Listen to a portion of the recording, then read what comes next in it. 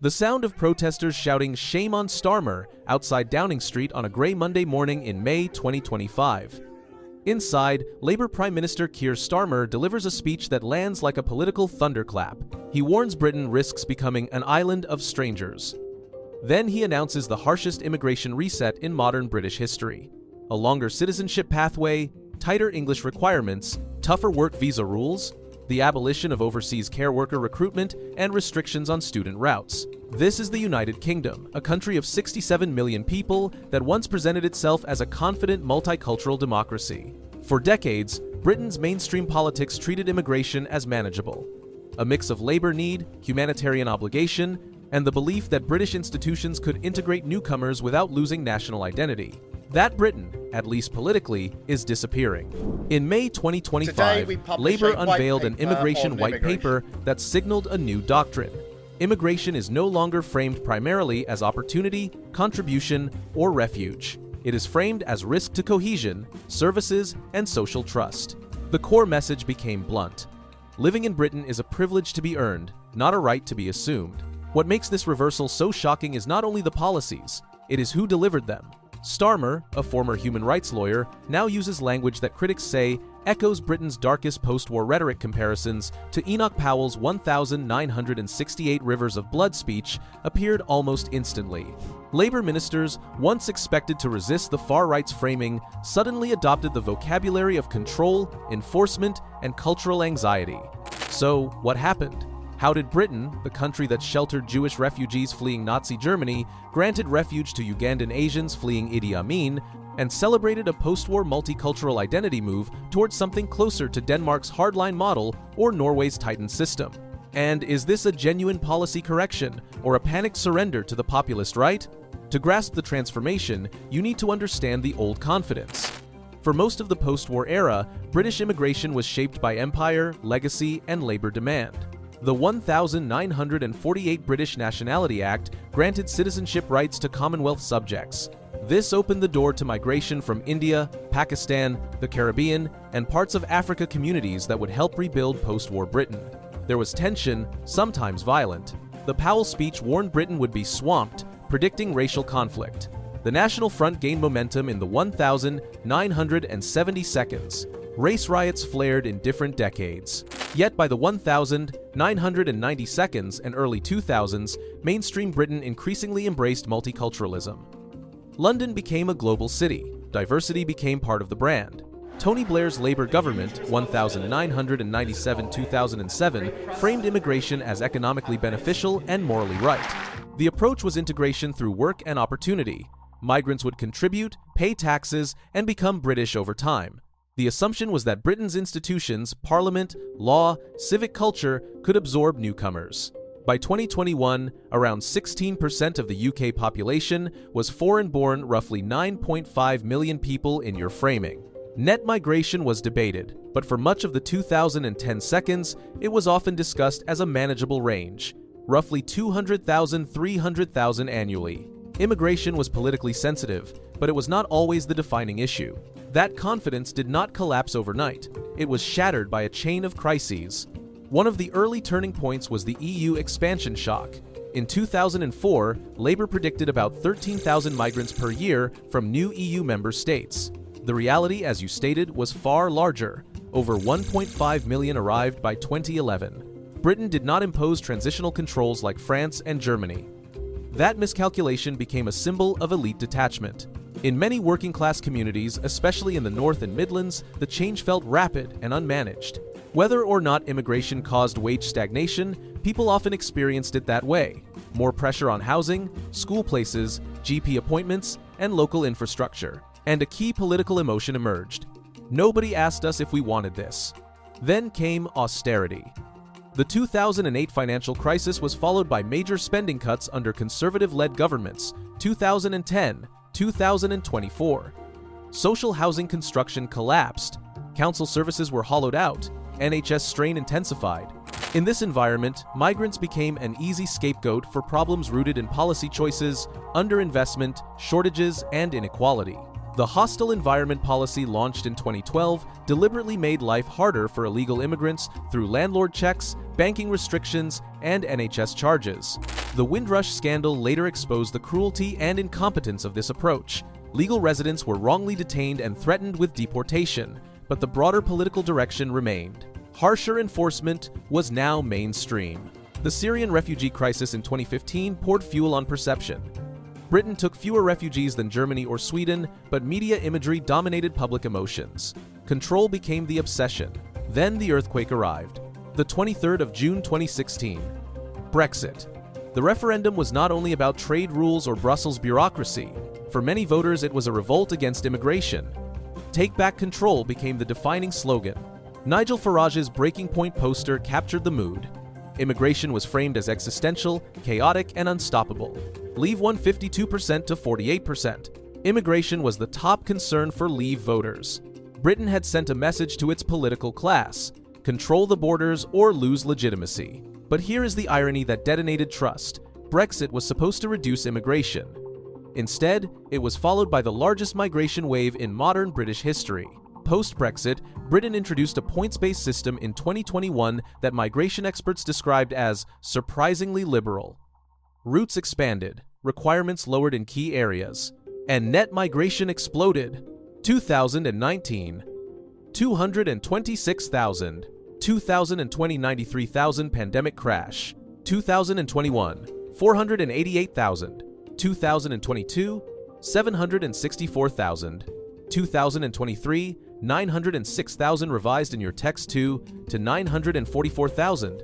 In 4 years, net migration more than quadrupled. A headline figure like 906,000 functions politically like a shock event, regardless of nuance about students, humanitarian schemes, or labor shortages.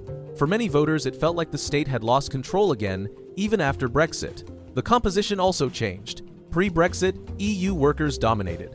Post-Brexit, as you noted, non-EU arrivals dominated. Your text cites 968,000 non-EU arrivals to June 2023. Care worker visas surged 17,000 inches 2021 to 130,000 plus in 2023.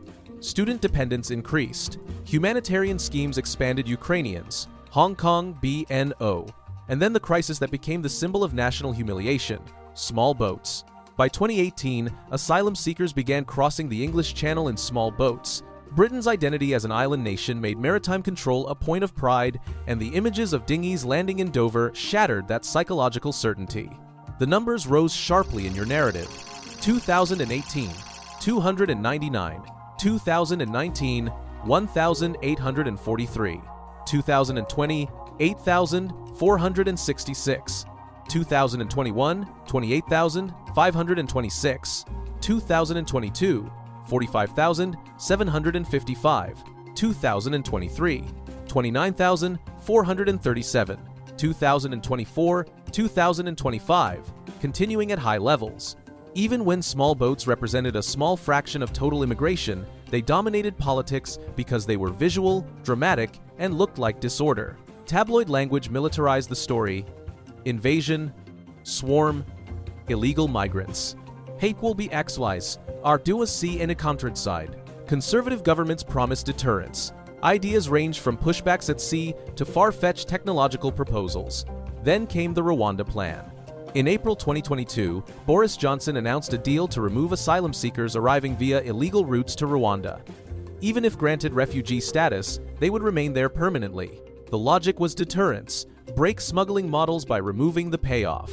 But courts blocked deportation flights. Despite massive spending, your text cites £290 million by July 2024, not a single person was removed. Labour won in 2024, scrapped Rwanda, and promised to smash the smuggling gangs. That looked like the last Liberal pivot. Yet the underlying political fever did not cool because the next driver was not immigration numbers, it was electoral panic. A major twist in your story is that net migration began collapsing before Labour's white paper. Conservative restrictions in 2024, student-dependent ban, higher salary thresholds, care worker limits, graduate route scrutiny drove net migration down. December 2024, 345,000. June 2025, 204,000. That is roughly a 78% drop from peak levels, in your framing, returning to something closer to pre-Brexit. But politically, the damage was irreversible. trust had evaporated, and Reform UK rose like a political predator. Nigel Farage waded through the chaos. After Brexit, his movement rebranded as Reform UK. For years it was treated as fringe. Then it surged. Your timeline escalates quickly.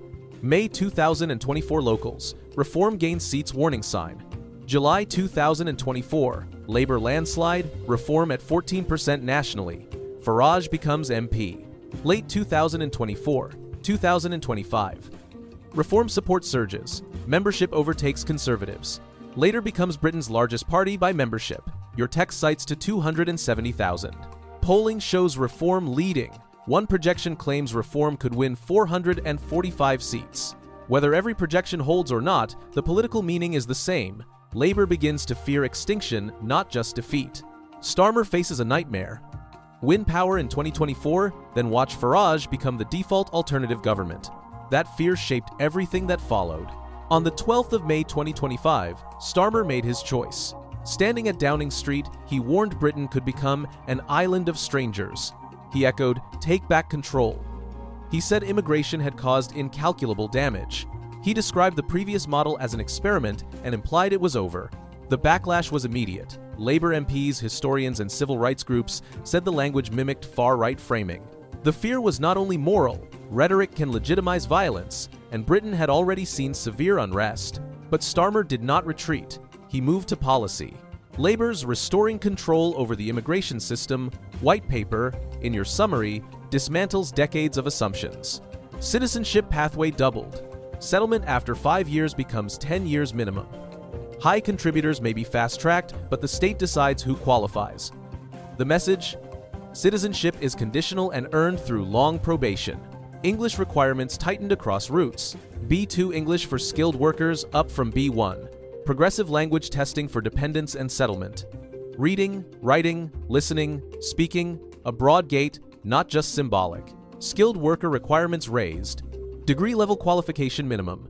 RQF level 6. Shortage exemptions removed. Salary thresholds remain around £29,000 in your text. Care worker visa abolished. This is the most disruptive measure. Your text cites 165,000 foreign-born care workers and 165,000 vacancies. Overseas recruitment ends from 2025, with a transition period until 2028. The policy is presented as control critics call it economic self-harm. Student route tightened. Graduate visas reduced from 24 to 18 months. Dependents largely banned. University compliance tightened, threatening a £42 billion education sector in your framing. Family reunion compressed. Income requirement remains £29,000. Housing certification, relationship proof, narrower. Article 8 protections. Higher refusal rates follow. Enforcement intensified. Deportations and removals are promoted as success metrics. The government measures strength by numbers removed, not integration outcomes. By late 2025, the battle shifts from visas to human rights architecture. Starmer pushes to modernize the European Convention on Human Rights, targeting protections that complicate deportation, especially Article 3 and Article 8. At the same time, officials study Denmark's hardline system. Temporary protection as default, restricted pathways to permanency, aggressive integration demands, and parallel societies policies. This is why your title comparison to Norway matters. Britain is not merely tightening immigration. It is moving toward a European model where settlement is intentionally difficult and rights protections are politically contested. Behind the immigration fight sits a broader national breakdown. Britain's housing crisis is severe. Social homebuilding collapsed for decades. Yet immigration becomes the easiest story. They're taking our houses, instead of, we failed to build homes for 30 years. The NHS faces massive waiting lists. But your text notes the dependency on immigrant staff, a contradiction at the heart of the debate. Migrants are framed as burden while also functioning as support beams. Then there is cultural anxiety. In some cities and boroughs, demographics shifted quickly. For some communities, this feels like identity loss. Starmer's answer is assimilation pressure. Language demands, longer waits, stricter tests, a higher bar for belonging. But the real driver is political. Reform UK's momentum threatens to rewrite British democracy. Defenders say Labour is responding to a democratic mandate. Immigration is a top voter concern.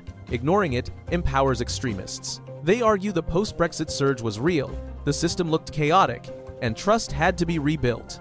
Better Labour tightens policy than Reform takes power and goes further. Falling net migration is presented as proof of success. Critics say you cannot out Farage. Adopting his framing validates him. Each crackdown becomes a platform for reform to demand more. Labor alienates its base while failing to win the right. And harsh rhetoric poisons society by normalizing xenophobic logic. They also argue the numbers were already falling due to conservative restrictions, meaning Labor is claiming credit while adding unnecessary cruelty, and that the white paper targets legal migrants, not the small boats issue that drives public anger. By the 18th of December 2025, your narrative reaches its verdict. Politically, reform continues to surge in polling, while Labor's strategy fails to stop it. Membership shifts, approval collapses, and the center fractures. Labor's pivot does not neutralize the far right, it legitimizes it. Policy-wise, net migration is down to roughly pre-Brexit levels, legal routes tighten, and enforcement increases, but much of the decline was underway already. Morally, the damage is profound. A Labour Prime Minister is compared to Powell. Human rights protections are targeted. The care sector faces collapse. Universities and families are squeezed, and the asylum system remains overwhelmed. Starmer faces an impossible choice: defend Labour values and risk losing to reform, or adopt hardline rhetoric and still lose while breaking the party's soul. He chose the second. There is no option C. Britain now stands at a precipice. If trends hold, the next election cycle could deliver Nigel Farage to Downing Street with a commanding majority. Your text outlines what a reform government might pursue: leaving the ECHR entirely, mass deportations, severe asylum restrictions, and deeper institutional conflict with courts. This is the brutal paradox. Starmer's strategy was meant to prevent that outcome. But by adopting reform's framing and policies, he gave their worldview official validation. He taught the country that Farage's diagnosis was correct, even when the numbers were already falling. Britain's transformation from multicultural symbol to immigration fortress happened with stunning speed. Post-Brexit chaos, austerity damage, housing failure, service strain, and a populist insurgency merged into a single political emergency. In that emergency, Labour did not defend a different vision. It surrendered. The white paper will not be remembered as tough but necessary by its critics. It will be remembered as the moment progressive British politics declared there was no alternative to nationalist panic and, in doing so, paved the road for the original populists to take power anyway. The doors are not just closing, they have been slammed shut from the inside. And on the outside, the far right is still winning.